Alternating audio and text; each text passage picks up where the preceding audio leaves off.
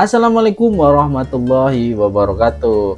Kembali lagi di channel Alkisah, channel dimana akan membahas semua jenis misteri yang ada di dunia ini. Tentunya misterinya adalah misteri yang belum terpecahkan atau misteri yang masih menjadi tanda tanya banyak orang. Dan kali ini kita juga akan kembali membahas tentang misteri yang masih belum terpecahkan hingga saat ini. Maka dari itu siap-siap untuk diving ke masa lalu. Kita akan membahas tentang manuskrip Kartanegara yang menghilang dan kembali ditemukan. Jadi gini nih, ada kitab namanya Negara Kartagama. Ini bukan kitab biasa coy.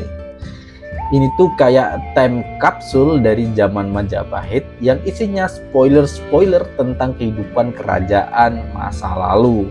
Keren coy ya. Fun fact dulu nih, kitab ini ditulis tahun 1365 Masehi. Bayangin, udah ada yang nulis buku dari zaman kapan? Masih inget gak? Cari aja ya di Google nanti. Nah, yang bikin kita semua mind blow itu adalah gak ada yang tahu pasti asal usulnya dan kenapa bisa ngilang lama banget. Jadi kitab Negara Kartagama ini dulu itu tiba-tiba setelah ditulis terus diserankan aja tiba-tiba menghilang tuh. Tiba-tiba menghilang itu aja dan gak tahu hilangnya kemana, gak ada yang tahu gitu kan. Nah, kitab ini cukup jadi salah satu bahan omongan di dalam komunitas para pemburu harta karun ya, karena ini salah satu kitab yang memang ya tingkatannya itu hampir sama dengan harta karun yang sangat berharga gitu kan ya, karena dalamnya banyak memuat informasi-informasi zaman dahulu yang mungkin itu zaman sekarang itu sangat berguna untuk diterapkan di beberapa sektor ya. Jadi kitab ini tiba-tiba itu dulu di tahun 1400-an lah kayak kurang-kurang pikiran itu 1400-an itu tiba-tiba menghilang, nggak ada. Lalu tiba-tiba aja nongol atau ditemukan itu di Lombok tahun 1894. Bagaimana bisa kitab ini sampai ke Lombok gitu kan ya? Itu salah satu pertanyaan kan ya, yang kita pasti langsung terbesit, kok bisa sampai Lombok gitu kan. Padahal ini kitabnya Majapahit yang notabene Majapahit itu kan beribu kota kan di Mojokerto ya. Mojokerto waktu itu. Mojokerto itu Jawa Timur. Dan sampai ke Lombok itu jauh sekali. Kok bisa sampai ke sana? Karena memang di tahun 1894 ini ditemukan di sana emang kitab ini. Dan diyakini itu asli, bukan kopian. Para ahli ini juga sebenarnya banyak yang kaget ya, kok bisa gitu loh. Makanya para ahli juga beberapa kali mencoba untuk memecahkan misteri ini, kok bisa ditemuin di Lombok ya kan. Jangan-jangan ini bukan yang asli gitu kan ya. Tapi setelah dicek asli, cukup meyakinkan bahwa itu kitab asli Negara Kartagama. Makanya setelah banyak para ahli berusaha keras untuk memecahkan misteri ini, para ahli ini akhirnya menemukan beberapa fakta yang cukup mengejutkan ya. Fakta yang pertama yaitu yang ditemukan ini ditulis di daun lontar. Iya, di daun beneran memang, bukan kertas coy, di daun lontar. Terus yang kedua itu ada 52 lembar. Iya, bukan dek kartu coy, bukan dek kartu yang askriting, bukan. Ini memang ditemukannya memang 52 lembar gitu loh. Tapi isinya sejarah semua, sejarah ya kehidupan masa lalu, terus beberapa strategi gitu kan ya, kehidupan masa lalu, informasi zaman dulu lah ya. Lalu yang ketiga, bahasanya itu bahasa Jawa kuno, bukan Jawa sekarang ya, bukan lagi kayak Honocoroko, tapi Honocoroko yang dulu banget gitu loh, bukan yang sekarang gitu kan. Mungkin yang bisa membaca ya beberapa budayawan yang memang menggeluti dunia itu dengan totalitas ya, baru mereka ada yang pasti ada yang bisa Jawa kuno yang dulu ya. Lalu ada yang juga berteori tentang kenapa sih kok bisa sampai ke Lombok gitu kayaknya. Teori pertama itu katanya ini kitab asli dari Majapahit memang, tapi ya balik lagi, tapi gimana caranya kitab ini sampai ke Lombok gitu kan, itu sampai sekarang masih jadi misteri juga. Tapi ini memang original, kitab yang ditemukan itu original.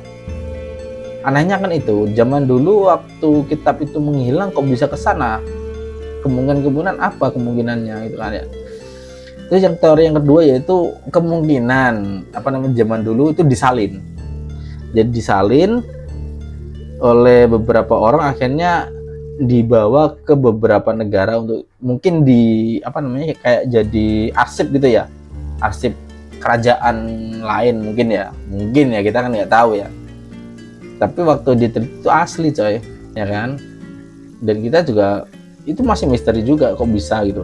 Lalu untuk persoalan kenapa kok bisa menghilang itu juga ada teorinya. Teori pertama itu memang evakuasi, dibawa kabur emang pas Majapahit runtuh. Waktu ini ya, Majapahit runtuh itu setelah Pangeran Gajah Mada bisa dibilang diusir nggak ya? Kalau nggak salah waktu itu Pangeran Gajah Mada langsung mengundurkan diri jadi jenderal lah, bisa dibilang mundur, terus mengasingkan diri. Setelah itu nggak lama setelah itu kerajaan mulai runtuh. Setelah itu ya kemungkinan ada di situ kemungkinan memang hilangnya kitab itu, karena saat kepemimpinannya Gajah Mada itu kuat sekali tuh memang Majapahit. Lalu untuk teori yang kedua yaitu karena informasi yang terdapat dalam kitab ini cukup berguna untuk beberapa bidang atau sektor yang mungkin akan menjadi tonggak awal mula dunia baru ya. Kemungkinan ini ada campur tangannya dari kelompok Illuminati. Kemungkinan itu masih kemungkinan. Teori namanya teori ya. Banyak riset yang dilakukan juga oleh lebih tepatnya banyak budayawan dan peneliti juga banyak melakukan riset, tapi juga mengalami kendala-kendala atau kesusahan saat melakukan riset ya. Yang pertama kesusahannya yaitu sumber informasinya balik lagi sangat sedikit sekali, karena memang orang dulu hanya beberapa emang yang suka menulis, yang bukan suka ya, lebih tepatnya diminta oleh kerajaan untuk menulis. Memang zaman dulu kan yang bisa menulis hanya kasta-kasta tertentu ya, nggak semua orang bisa nulis gitu kan. Lalu untuk teori yang kedua yang membuat riset ini susah yaitu adalah naskahnya itu rapuh. Iya, karena usia naskahnya, karena juga naskah ini yang ditemukan ini kan terbuat dari daun lontar ya, karena termakan usia juga rapuh sekali ya kan, salah sentuh sedikit bisa hancur gitu kan, bisa hilang informasinya.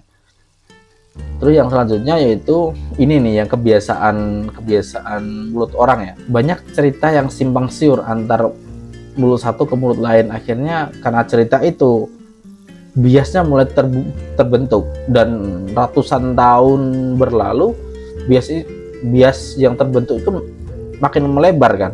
Akhirnya bias itu nggak diberesin, akhirnya bias itu menjadi suatu hal yang bukan bias lagi, akhirnya jadi diyakini itu yang benar padahal itu yang bias gitu. Itu juga salah satu yang membuat riset seperti ini menjadi susah gitu loh. Tapi yang pasti memang kitab ini memberi kita banyak informasi penting ya, seperti kayak gimana struktur kerajaan Majapahit dulu, terus cara orang zaman dulu nyimpen dan nyebarin ilmunya gimana karena terkendala transportasi dan telekomunikasi ya. Itu gimana caranya mereka menyebarkan ilmu dan memanage hal-hal seperti itu ya. Terus ada tentang hubungan antara Jawa, Bali sama Lombok, itu ada juga informasinya, bagaimana hal-hal yang kita pikir nggak mungkin ternyata di situ memang mereka sudah ada hubungan di antar mereka gitu kan. Itu juga ada informasinya di situ. Tapi ya baik lagi, riset ini semakin susah memang karena emang ya itu tadi, pertama sumber informasi sedikit, terus naskahnya rapuh, lalu ya cerita yang membuat bias itu tadi. Lalu juga ilmuwan zaman sekarang itu memang nggak kehilangan akal ya, namanya ilmuwan ya, mau nggak mau mereka harus mencari banyak cara untuk menemukan jejak-jejak sejarah yang hilang. Sampai ada ngecek DNA daun. DNA daunnya ini beneran nggak daun lontar yang ada di daerah Jawa, khususnya Jawa Timur ya, bener nggak itu kan, sampai ada yang seperti itu gitu.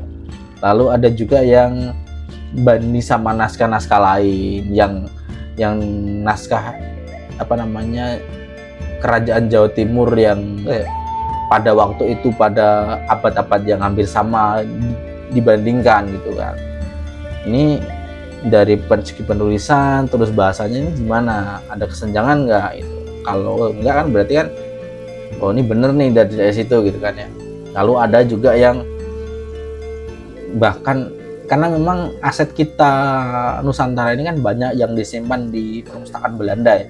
Iya, baik lagi. Kenapa kok Belanda? Ya Illuminati, salah satu organisasi yang menghimpun bisa dibilang menyimpan banyak arsip sejarah dunia itu kan Illuminati ya. Kalau dulu waktu zaman Islam, masa kejayaan Islam itu, kalau teman-teman pasti pernah dengar, yaitu perpustakaan Alexandria. Itu bisa dibilang perpustakaan dunia. Itu bukunya itu semua ada di situ. Ya itu lain kali kita bahas lah ya. Itu juga seru itu. Ya gitu. Gimana? Menurut kalian gimana? Apa yang sebenarnya terjadi sama kitab Negara Kartagama? Tulis teori teman-teman di kolom komentar, ya kan? Mungkin teori kita bisa jadi ya sedikit pencerahan untuk para peneliti. Siapa tahu benar. Oh ya, kalau kalian suka dengan konten misteri sejarah kayak gini, jangan lupa like dan subscribe. Jangan lupa juga pencet loncengnya biar nggak ketinggalan misteri-misteri seru lainnya. Sampai ketemu di video selanjutnya. Wassalamualaikum warahmatullahi wabarakatuh.